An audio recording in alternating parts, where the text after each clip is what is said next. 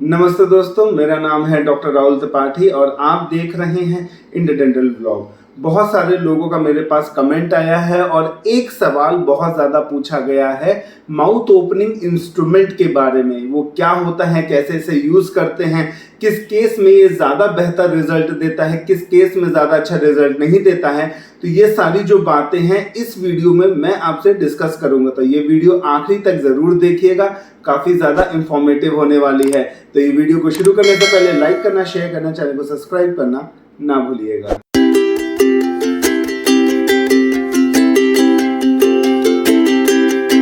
सबसे पहले हम ये जान लेते हैं कि माउथ ओपनिंग इंस्ट्रूमेंट होता क्या है। माउथ ओपनिंग इंस्ट्रूमेंट, जिसे हम माउथ ओपनर के नाम से भी जानते हैं, ये एक ऐसा डिवाइस है जो ज्यादातर उन लोगों में यूज किया जाता है जिनकी माउथ ओपनिंग बहुत ज्यादा कम होती है। अब माउथ ओपनिंग कम क्यों होती है, बहुत सारे रीजन हो सकते हैं। पहला मुख्य रीजन होता है OSMF, जिसे हम ओरल सबम्यूकस फाइब्रोसिस के नाम से भी जानते हैं। ये एक प्री कैंसरस कंडीशन होता है जो कि ज्यादातर एरिका नट खाने की वजह से हो जाता है। जी हाँ, जिसे हम बोलते हैं सुपारी। ये क्या करता है, एक फाइब्रोटिक बैंड बना देता है हमारे बकल म्यूकोजा पे, लिप्स पे और सॉफ्ट पैलेट पे। एरिका नट सुपारी में हाई कॉपर कंसंट्रेशन होने की वजह से ये फाइब्रोटिक बैंड ज्यादातर बनाते हैं। जो आपके गाल होते हैं, जिसे हम चीक बोलते हैं, वो अंदर की तरफ काफी ज्यादा सॉफ्ट होता है, लेकिन फाइब्रोटिक बैंड बनने की वजह से इसमें रिजिडिटी आ जाती है, हार्डनेस आ जाती है और धीरे धीरे आपकी माउथ ओपनिंग कम होने लगती है। माउथ ओपनिंग कम होने के और भी कई सारे रीजन होते हैं, जैसे कि अगर आपके माउथ में किसी भी तरीके की कोई सर्जरी हुई है, उस केस में माउथ ओपनिंग काफी हद तक कम हो जाती है। या फिर ट्रॉमा या एक्सीडेंट के केस में अगर आपके चेहरे के चारों तरफ जो है थोड़ा बहुत चोट लग जाती है तो उसकी वजह से भी माउथ ओपनिंग कम हो जाता है। या फिर ओरल कैंसर के केसेस में जिसमें रेडियोथेरेपी, कीमोथेरेपी चलती है, उस केस में भी माउथ ओपनिंग काफी हद तक कम हो जाता है। चलिए अब हम बात करते हैं कि नॉर्मल माउथ ओपनिंग कितनी होनी चाहिए। अगर हम माउथ ओपनिंग के बारे में बात करते हैं तो एक बेसिक आइडिया मैं आपको बता दूं, कम से कम 3 या 4 उंगलियां आपके माउथ के अंदर जानी चाहिए। अगर मैं अपनी बात करता हूं तो मेरे माउथ में लगभग 4 उंगलियां चली जाती हैं। ये है जैसे 4 उंगलियां, ये 4 उंगलियां मेरे माउथ में प्रॉपर तरीके से चली जाती हैं। अगर 3 भी उंगलियां आपके माउथ में जाती हैं तो वो हम नॉर्मल ही मानते हैं। अगर आपकी 3 उंगलियों से कम जाती है, मतलब कि 2 जा रही है, 1.5 जा रही है, 1 जा रही है, तो दिक्कत की बात है। अगर नॉर्मल माउथ ओपनिंग की बात करते हैं मेल में तो 40 to 70 mm normal mouth opening होती है, और फीमेल की अगर हम बात करते हैं तो 35 से 70 mm नॉर्मल माउथ ओपनिंग देखी गई है। चलिए, माउथ ओपनर, जिसे हम माउथ ओपनिंग इंस्ट्रूमेंट भी बोलते हैं, ये दिखता कैसा है। जो माउथ ओपनिंग इंस्ट्रूमेंट है वो कुछ इस तरीके से दिखाई देता है। अगर हम ऐसे पकड़ूं तो ये टी शेप का नजर आ रहा है, और अगर आप ध्यान से देखें तो जो उसकी बीक है ना, ये कुछ ऐसा लग रहा है जैसे बतख की चोंच होती है ना, वैसे कुछ नजर में आ रहा है। और जो ये बीक पोर्शन है, ये हमारे माउथ के अंदर जाता है और पीछे की तरफ से हम इसे रोटेट करते हैं। जैसे जैसे हम इसे रोटेट करेंगे तो ये दोनों जो ब्लेड की जो डिस्टेंस है वो बढ़ती रहेगी।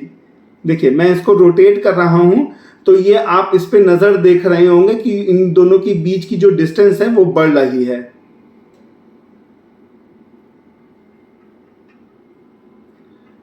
देखिए, मैं जैसे जैसे इसको रोटेट किया तो दोनों ब्लेड की जो बीच की डिस्टेंस है वो बढ़ गई है। ये तो चलिए मैंने आपको बता दिया कि माउथ ओपनिंग इंस्ट्रूमेंट कैसे यूज किया जाता है। अब मैं आपको बताने जा रहा हूं किस केस में ये अच्छा रिजल्ट देगा, माउथ ओपन जल्दी होगा, और किस केस में माउथ ओपनिंग होगा लेकिन थोड़ा सा समय लग सकता है। अच्छा, अगर आपकी माउथ ओपनिंग, ये छोटी उंगली मेरी आप देख रहे होंगे, अगर इतनी ही माउथ ओपनिंग है, इतनी माउथ ओपनिंग है, तो ये जो इंस्ट्रूमेंट है आप इसका बीक देख रहे होंगे और मेरी छोटी उंगली की जो लंबाई है, ये दोनों लगभग सेम है।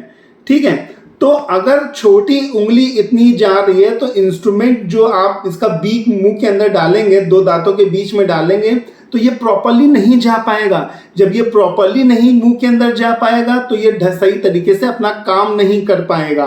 तो एटलीस्ट आपका जो माउथ ओपन है ना, वो कम से कम 1.5 उंगली तो होनी चाहिए।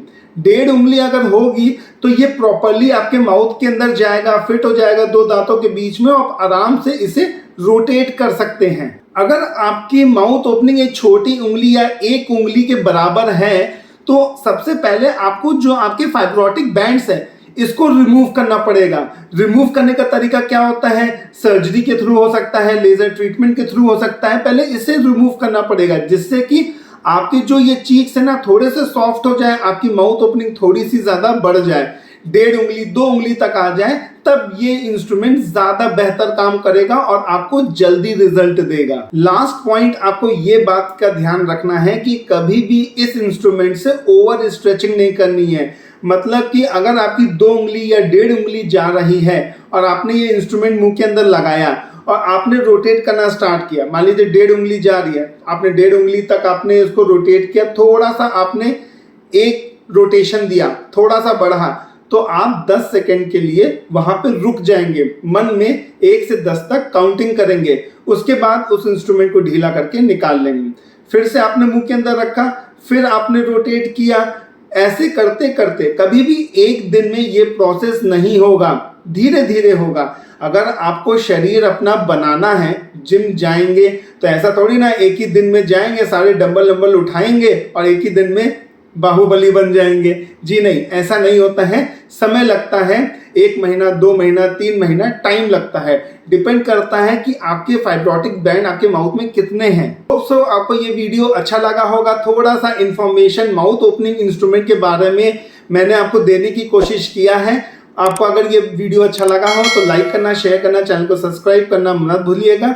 हैव अ मस्ती, have a blast, always keep smiling with friends and family. और आपसे मिलूंगा एक अनदर वीडियो में, तब तक की बाय बाय, जय हिंद।